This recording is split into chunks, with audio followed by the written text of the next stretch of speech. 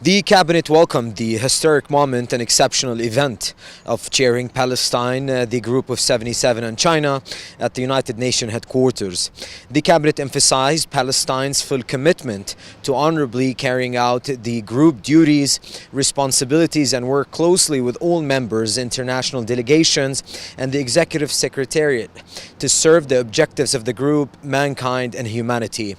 The cabinet also stated that the inauguration ceremony represented victory of the state of Palestine and a sign of the international consensus and confidence in Palestine to manage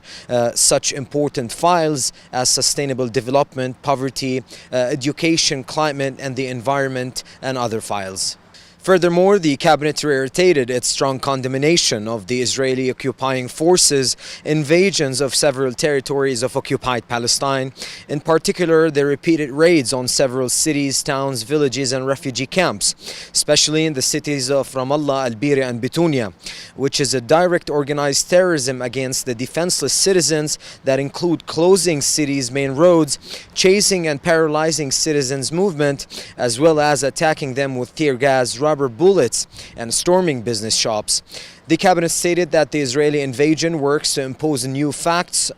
on the ground using military force, aimed to destabilizing the Palestinian cities, threaten the Palestinian official and civil institutions, and prevent their development towards state institutions. Furthermore, to grow negative impact on the Palestinian economy and prevent it from developing into an independent state economy.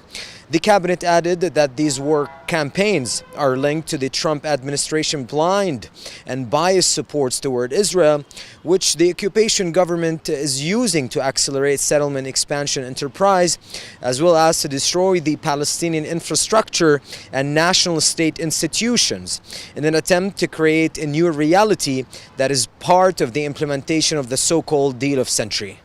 In the same context, the cabinet called upon the international community to hold its political and legal responsibilities and to immediately intervene to halt the Israeli aggression against the Palestinian people. The cabinet noted that it's urgent to provide immediate protection to our unarmed people who faces the Israeli brutal aggression. Furthermore, the cabinet demanded the international community to break its silence and to do what is required, not to be limited with rejection and condemnation statements, but to take further steps and necessary measures to hold Israel accountable for its continued crimes and violations of international legitimacy and recognize the Palestinian rights to establish their independent state on the borders of 1967 with East Jerusalem as its capital. The cabinet added that the failure to hold Israel accountable for its crimes and violations is the reason for encouraging Israel, the occupying power, to escalate an ethnic cleansing